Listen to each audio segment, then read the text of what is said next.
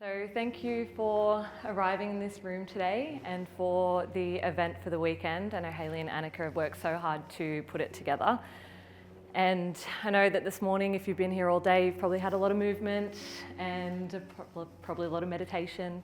So I really appreciate you showing up today for a little bit of education and a little bit of information to learn a little bit about the gut. For those of you I haven't met, my name is Sally Williams. I'm a holistic clinical nutritionist. I have a Bachelor of Health Science in Nutrition and Dietetics, and I've been a practicing clinical nutritionist for just over 3 years now. I have my business, Heal My Health, where I see clients and I focus a lot on disease prevention, gut health, and weight management. And I'm really, really passionate about gut health, so I'm very, very happy to be here today doing this talk. We've got about a 45-minute talk, but I did want to kind of drop in the room together and do a bit of a brief meditation, a guided meditation, just to kind of drop into the body, familiarize ourselves with our gut. So if you guys don't mind, I'll get you just to relax, close down your eyes, and we'll move through this meditation together. We're going to start off by taking 3 deep breaths. And when you breathe in, breathe deep into your belly. Breathing in and holding at the top, and then taking a long, deep breath out. Relaxing down the shoulders, unclenching the jaw, taking another deep breath in and out.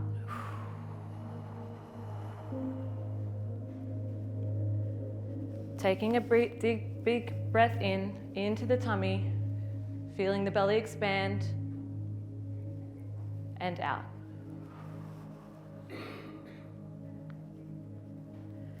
Allowing now your breath to find its normal rhythm, bring your awareness into your body, resting and landing your intention into your belly, into your core.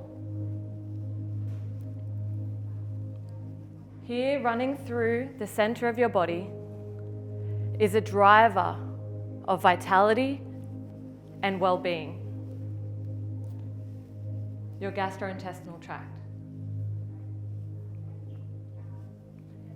This is a powerful place of digestion, immunity, and intuition. Your gut is innervated by neurons that intimately connect it to the brain and to the rest of the body. It hosts 80% of your immune system, protecting you with all its might from the outside world.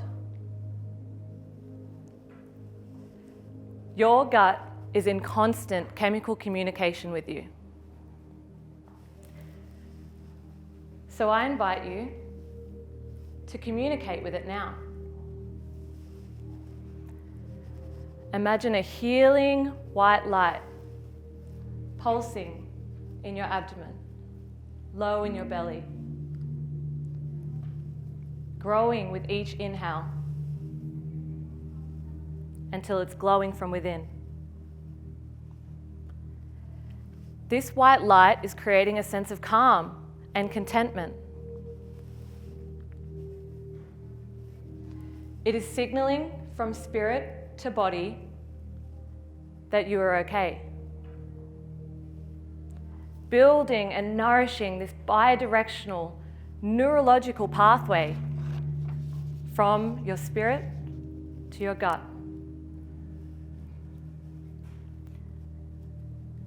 Stay here for just a moment, feeling this white light warm you from within. Feeling the way the body listens. You have arrived here today to learn about the gut and to learn about your health. Take this moment now to thank yourself for showing up for your body, and to thank your body for showing up for you.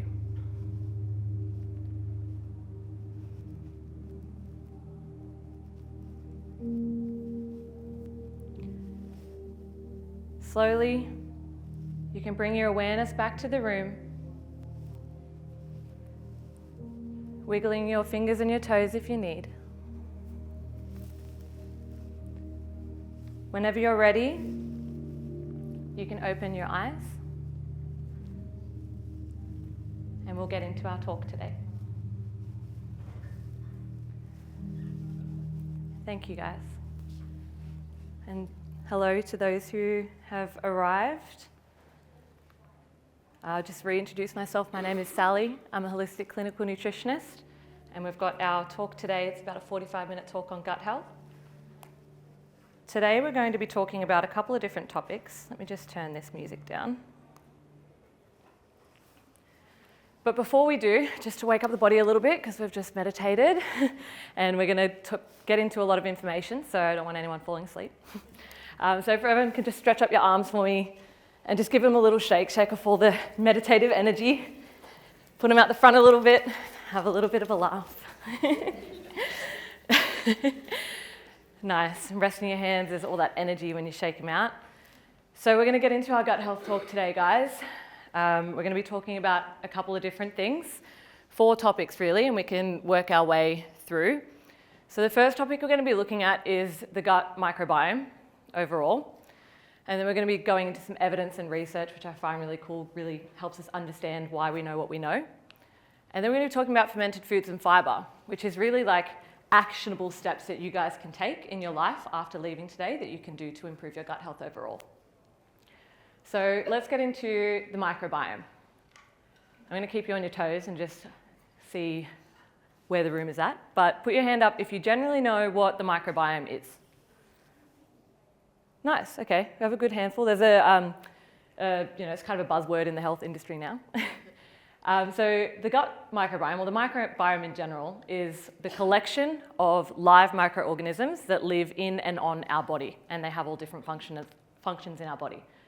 Today we're going to be focusing on the gut microbiome, and this gut microbiome lives in the colon, right? So this is a beautiful picture of the gastrointestinal tract if you've never seen it. It's pretty gross looking and pretty complex. But generally, we start our gastrointestinal system from the mouth, and we go down through the esophagus into the stomach, and then into the lower intestine. I do, look at that. Woo! So into the lower intestine here, and then up into the colon down here. So the gut microbiome essentially lives in the colon. That's what we're going to be focusing on today. I'm going to say a couple of fun facts just to really drive home how crazy and how crucial and how important this microbiome is and our bacteria, right? So in 2007, we ran something called the Human Microbiome Project.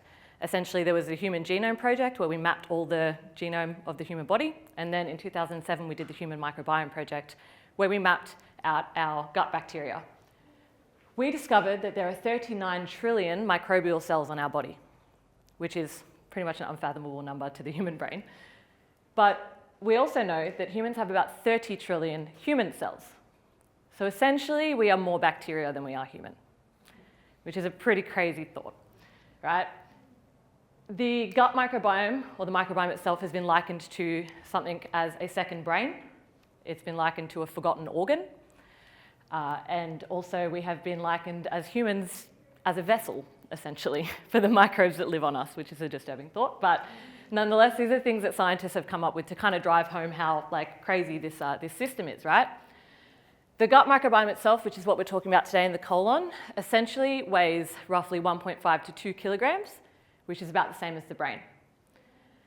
Hence, the second brain, and we'll find out today why that's such a thing. This talk essentially is because the health of your gut is the health of your microbiome. We're going to learn about the microbiome, we're going to learn how to support it, and your gut health is essentially how your microbiome looks. So I guess this poses a question, what is a healthy microbiome, right? We've got all this bacteria, we want to know how to take care of it, we want to know what does a healthy microbiome look like. So your microbiome is as individual to you as a fingerprint. And it's kind of hard to paint a picture of exactly what a healthy microbiome looks like. We've only been studying it for about 25, 30 years, which is essentially like a blimp in medicine. We haven't learned all that much about it. But we do know one thing. We know that a healthy microbiome is diverse, right? There's lots of different species. So think about your gut microbiome as you would a forest, right? In a forest, there's lots of flora and fauna, there's lots of different animals and plants, and they all work together to create a healthy ecosystem, to create oxygen and to create life. So our microbiome is essentially that, where, if you come into a forest and you take out all these different plants, essentially if you kill the bees, the whole world kind of dies sort of thing, that everything has a place and everything has a function. And what we want is more bacteria, so we have all the different functions from all the different bacteria, and they will see in a couple of slides what it is, the functions that they do in the body to keep us healthy, right? So we want this. We want the diverse forest. Okay, so what does the microbiome do? We know what it is, we know what a healthy one is. Now, I want to tell you a little bit about what it does so we can understand how it helps our human health, right? So the gut microbiome produces these things called short-chain fatty acids, and these are essentially food for our intestinal cells, and that helps them to reproduce, that helps them to create mucus, that keeps our gut lining healthy, and it helps keep our gut lining integrity, so we don't get anything kind of going through it. We get leaky gut per se. It also regulates the immune system. So I don't know if you heard in our meditation, 80% of our immune system lives in our digestive system, which is pretty insane. And I've read something in a book the other day that was another disturbing thing, but it was quite funny, where this guy likened the human body to essentially a tube, where the gastrointestinal system is just our inside skin folded inwards, and the human body is a tube. But it's a funny thought, because what in the immune system is called, there's a first line of defense. And our skin is our first line of defense, and our inside skin, our gastrointestinal tract, is also our first line of defense, where it protects us from all the pathogens and microbial units that come in through the outside environment. Everything we drink, eat, breathe, that's essentially coming into our body, and we have to protect it. So having our healthy gut microbes, they combat all of these different things. But another interesting one is that they also produce neurotransmitters such as serotonin, dopamine, and GABA. So we all know serotonin is our happy hormone, dopamine is our motivation hormone, GABA is an inhibitory neurochemical, which means it kind of stops the stress response. So 90% of our serotonin is actually made in our gut and sent from our gut to our brain, which is really, really insane, and that's why there's that kind of second brain picture going on. It synthesizes vitamins, and it influences appetite and glucose metabolism. Fun fact again, the gut microbes play a role in making our pancreas produce something called GLP-1, which is the appetite suppressant they use in Ozempic. So it's very interesting that they have this effect on our body and our metabolism and our appetite. So just an overall picture, when you have good gut health and a healthy microbiome, you have an improved immune function, good digestion, and supported mental well-being because of those neurotransmitters. And some of the things that we have correlated and linked to unhealthy gut microbiome is things like autoimmune conditions, that's the thyroid gland, diabetes and metabolic disease, and neurodegenerative disease such as Alzheimer's and dementia. So not saying it's just the only cause, but there are correlations where we can kind of link different things and see different gut microbiomes in these conditions, right? So now that we know what the microbiome is and all its different effects and what a healthy and unhealthy microbiome is, I wanted to bring in some evidence and research, because I think this really drives home and helps people understand, how we know what we know, and I think it's just so interesting to see the way that science works and really kind of solidifies, our knowledge. When I was about to study in health science, I knew that disease prevention was something I really wanted to focus on, right? Disease scares me, and it's something that I really wanted to know how to prevent in myself and in my family, and just as much as I could. So I studied in health science, and I studied in nutrition, so I could learn about disease and I could learn how to prevent it. Now, over the last 40 to 50 years, we've had a pretty drastic increase in non-communicable diseases. These are essentially you can't get them from someone else, non-contagious in a way. Things like psoriasis, eczema are on the rise in kids and teens and adults. Other things like allergies, and then leading up to diabetes, Alzheimer's, cancer, metabolic disease, all sorts of different more dire diseases like that. So we've had an increase in those whilst medicine has been able to combat the other things like nutritional disorders, and injuries pretty much stay the same. So what I'm trying to get at here through this point is that gut health is no longer seen as just a digestive issue. it is now understood as a foundational player in the root cause, progression, and prevention of most modern chronic diseases.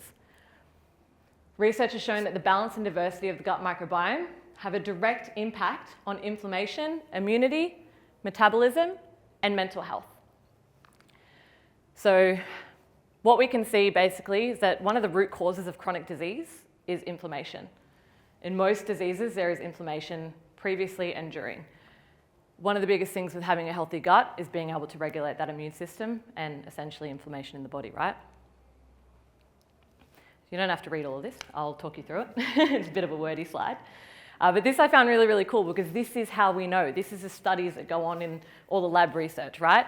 So the first thing that we've done in understanding the microbiome is animal studies, which is a bit of a lower quality on the hierarchy scale of research, but it's handy to get an idea, right? So we've bred sterile mice with no bacteria, and we've found that they developed weakened immune systems, metabolic problems, and greater disease risk.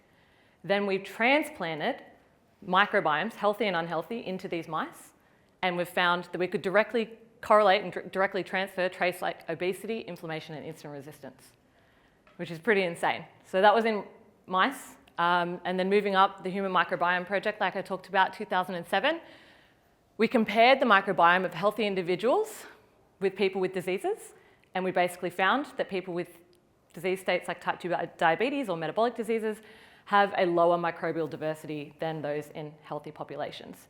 So there was a correlation and a causation there.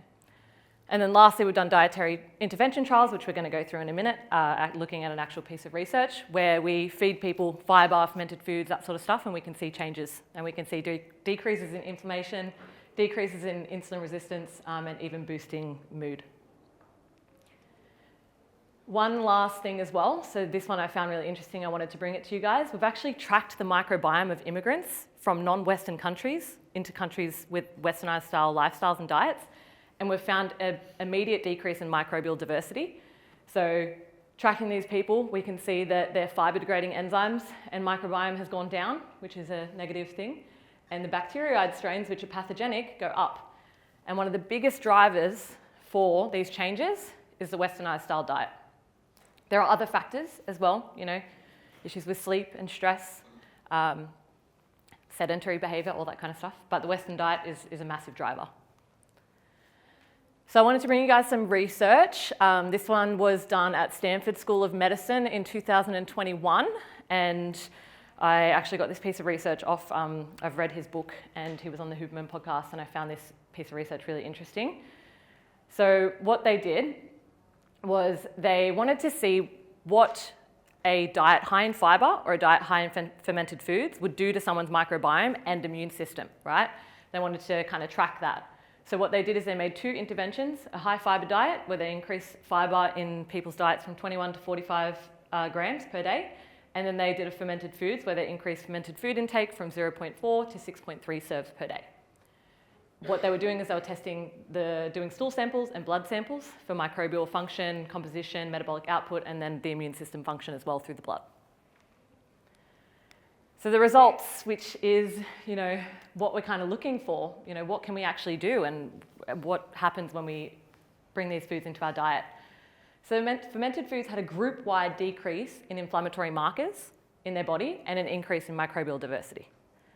So everything that we've just spoken about, we want diversity in the microbiome, we want all of these different bacteria, we want our immune system to be regulated, we want less inflammation in our body. And we found that with the group cohort-wide from the whole group. We found that in that group, which was pretty cool. And then in the fibre group, we found that there was an increase in bacterial density and healthy metabolites. So those short-chain fatty acids that we were talking about before, that's essentially the metabolite from the bacteria. Bacteria will digest fibre and then have all these outcomes and metabolites. So we saw an increase in those and bacterial density, which that indicates that we actually have improved function of the microbiome. It's able to degrade fibre more. And then basically the main insight in this is that we could actually pair the two, right? Because fermented foods gave us more diversity and decreased inflammation, and fibre gave us more density and an increased ability to degrade fibre. So they both kind of gave us different things, and what we can do is put them together and create a gut healthy diet, right? Study number 2, I just wanted to drive home the dietary fibre. So this was a systemic review and meta-analysis, which is gold standard in terms of studying. So we've kind of got animal studies in lab, and then we've got epidemiological studies, and then we go up and up and up. What a systemic review and meta-analysis does is it compiles information from all different studies and then does a really detailed review and spits out an answer for us. So in putting together 64 studies regarding fibre, involving 2,100 participants, we saw that dietary fibre intervention had a higher abundance of beneficial bacteria as well as short-chain fatty acid concentration compared with placebo and low fibre. So the same as what happened in the last study, but this is over 64 studies and 2,100 people. So it really drives home the fact that fibre can really, really benefit our microbiome all over. And same as fermented foods, which is what we're going to get into now. So these are the actionable steps, right? I really wanted to give you guys some tools that you can actually leave with today, because you can have all this information and it's like, what do I do with it kind of thing. So how do you support your microbiome? Which I essentially guess that you could probably know by now. Bit of fermented foods, right? Fermented foods are a bit weird. They're not very common in the Western diet. I just came back from Japan, right? And they've got miso soup for breakfast, lunch, and dinner. They've got all these fermented vegetables that you have. They've got the kefir with breakfast. Like we had a couple of traditional Japanese breakfasts while we're there, and the fermented foods were really prevalent. Things like the tempeh, kombucha, not so much there, but kimchi definitely. So there are other Southeastern Asian countries that really, really have these fermented foods as part of their diet, but we generally don't. So these are the fermented foods, right? We've got kimchi, we've got kombucha, we've got fermented vegetables, we've got kefir, we've got sauerkraut, tempeh, and miso soup. They're kind of like the main ones. Now, you don't want to just go in and start eating like 10 serves of fermented foods a day, because you're going to really know about it. Your guts are not going to be happy with you, right? And you're going to think, this is really bad for my guts, this is really horrible, I don't want to do this. But what you want to do is a ramping phase. So even with the study that did the fermented foods thing, they gave them a 4-week ramp up phase, and then they did the study from there for 10 weeks. So they needed to ramp it up. So essentially you want to start low and do some, if I can say the word, tolerability testing and seeding. Fun fact, that word seeding, so there is a process that is in the kind of medical industry called weeding and seeding for gut bacteria. So if you have small intestinal bacterial overgrowth, or if you have a harmful bacteria, they do a weeding, which is basically going in with antibiotics, killing everything, and then they do a seeding where they go in with probiotics and they rebuild the microbiome in that way. So essentially you're seeding your gut with healthy bacteria. What? Forest, yeah, you're building your forest, literally. I actually had a picture on this slide that was like someone with a little seed, but I got rid of it. Didn't fit the vibe. So yeah, you're seeding with the 1 fermented food a day, right? Start with 1, which, whatever one that works for you. The most that people like is kefir, because it's a little bit more, we know it's yogurt. It's a probiotic yogurt. So every normal yogurt will have about 2 strains of bacteria, where a kefir or a probiotic yogurt might have 40 to 50 strains. So you're going in with all these different bacteria, right? And so you just kind of have a little bit of that. That might be 50 mils of kefir or a tablespoon a day for like 1 to 2 weeks. And then start to build up, where you go, I'll have 2 to 3 tablespoons of it, and introduce a second type of fermented food. And then from there you go up to 2 to 3 serves per day, and then maintenance and therapeutic use. You want to use 3 to 6 servings per day using condiments or sides with meals. So I'll show you a little bit of how I use it in my diet, right? So this is my scrambled eggs in the morning. Well, this is probably not made by me, but given to me. And we put like a bit of kimchi on the top. So it's got a nice spice to it. It's a bit what do you call for avocado? Fuzzy? Fizzy. It's a bit fizzy. Jars are a bit fizzy. If you've ever had probiotic foods, you open it and it fizzes. So it's a bit of a funny flavour, but you get used to it. So kimchi on my eggs. This is a meal prep of mine where I had chicken and veg and potato. And then I put the sauerkraut on and a bit of these fermented pickles. This is some fermented vegetables that we've just made at home. And this process is so much easier, right? I've gotten into starting fermenting at home. We're making kimchi, we're making pickles and vegetables. Tried yogurt. I'm still working on that one. It's a little bit tedious. But these are literally just salt and water. So there is bacteria present on the vegetables that you have cut up. And then you put it in salt and water, and basically that preserves the food, and the bacteria then grow and ferment, and they eat the carbohydrates from the vegetable, and then they produce byproducts and they proliferate, right? So then you get much more bacteria going on in there. So that's the process of fermenting.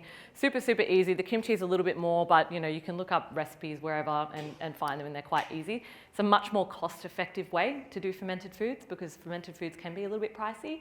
But if you learn to make them, the kimchi, we make this big jar like this, and we just buy like one napa cabbage for like $3, and then you do the spices and the salt. So it ends up being quite cost-effective, sorry.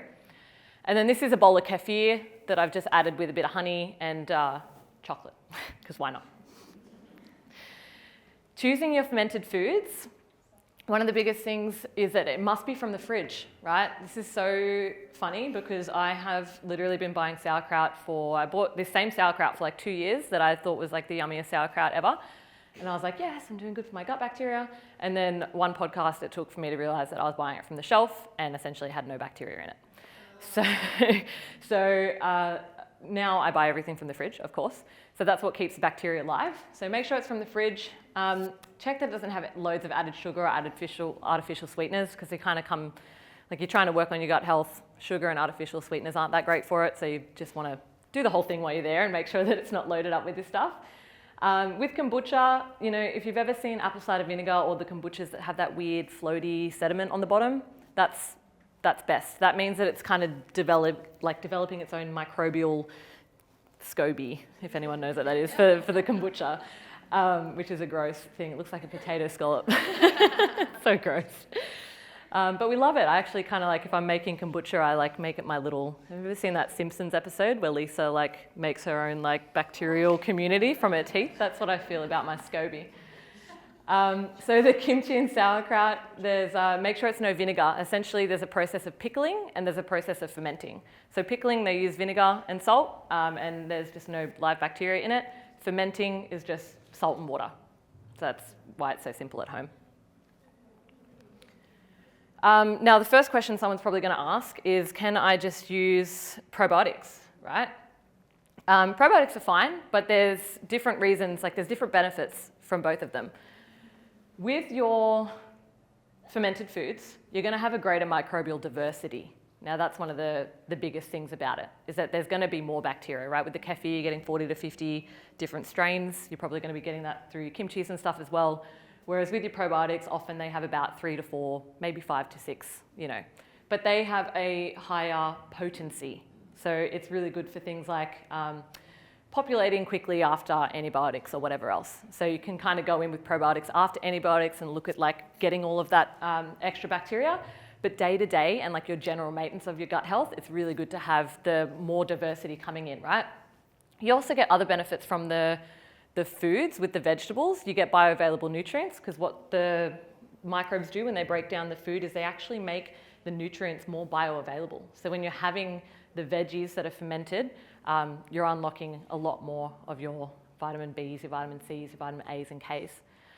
And then you get, the microbes as well are more adapted to survive stomach acid, which I found is a really interesting thing. So with probiotics, basically the bacteria have to survive through the stomach. So if you remember the digestive system before, all of our bacteria resides in our colon and kind of build and proliferate from there.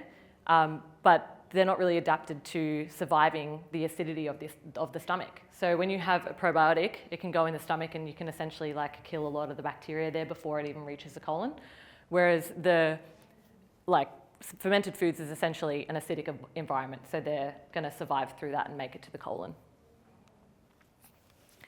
And then fibre. So fibre is under the umbrella term of a carbohydrate. Fruits, vegetables, nuts, seeds, whole grains and legumes are going to be where you find your fibre.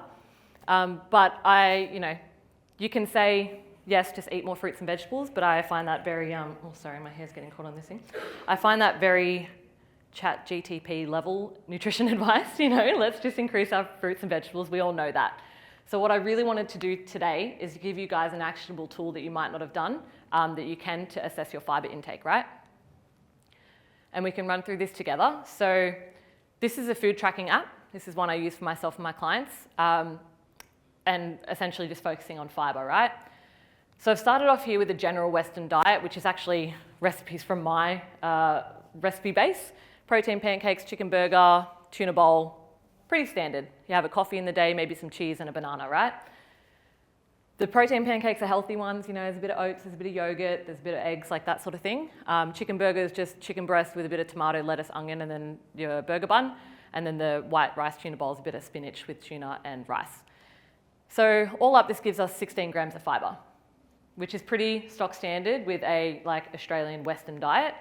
The recommended amount of fibre per day is 25 and up, but I would say you want to be aiming for more like 40 to 50. I just read Dr. Peter Attia's book, and he is one of the leading industry, kind of health industry leaders. He did the Netflix documentary with Chris Hemsworth. He did one of the episodes on that, on fasting or whatever.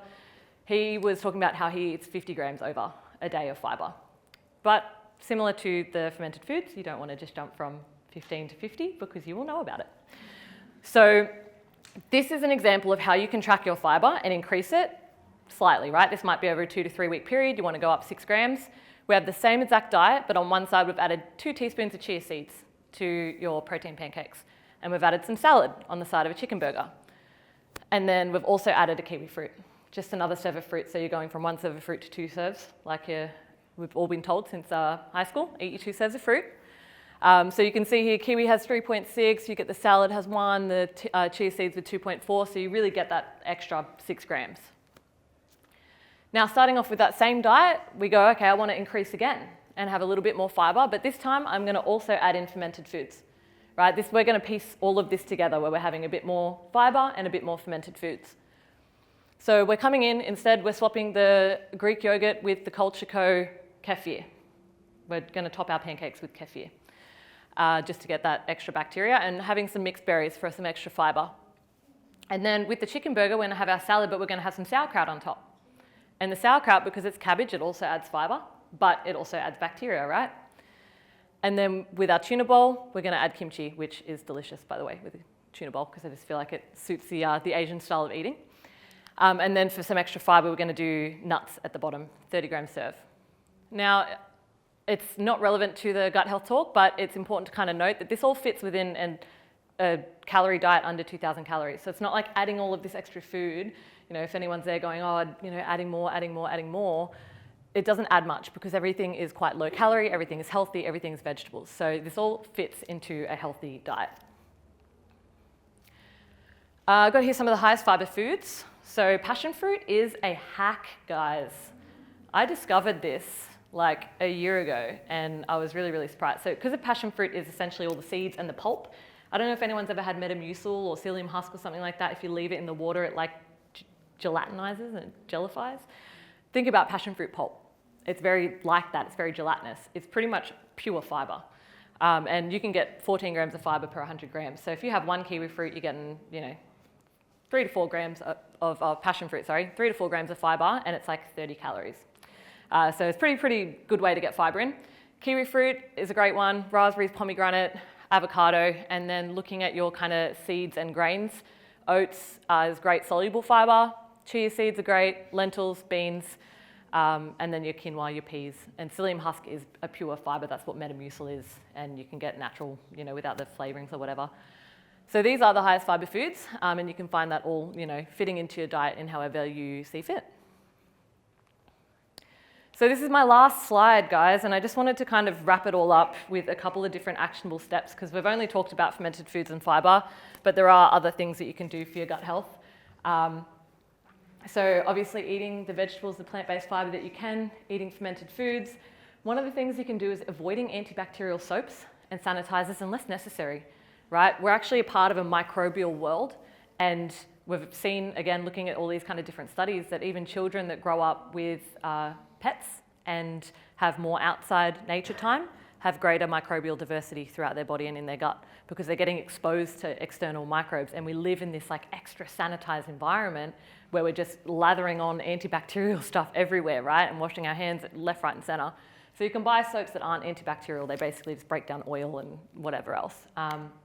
But also just getting out in nature, getting outdoors, exposing yourself to those microbes. Gardening is a really great one as well.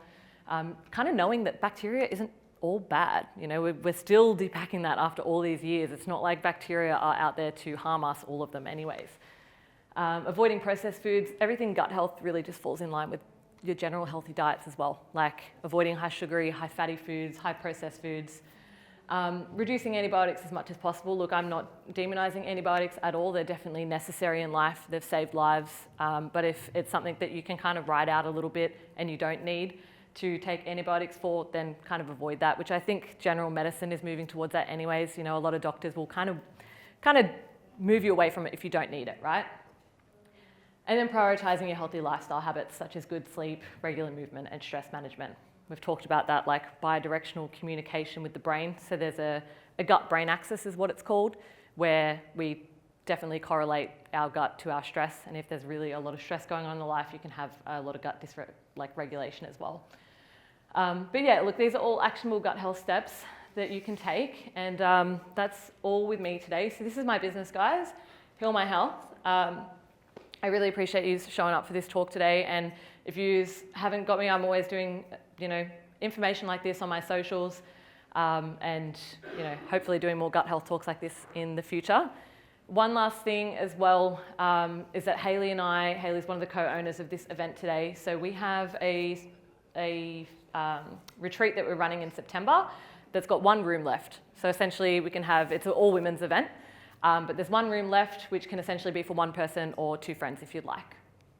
It's at a really beautiful farm in Byron Bay, and it's going to be from Thursday night to Sunday. It's going to be a really, really stunning event. I'm actually going to be doing a fermenting class there, so we're going to make kimchi, we're going to make fermented vegetables, all that kind of stuff as well. So everyone will leave with that. We've got a couple of people here coming as well.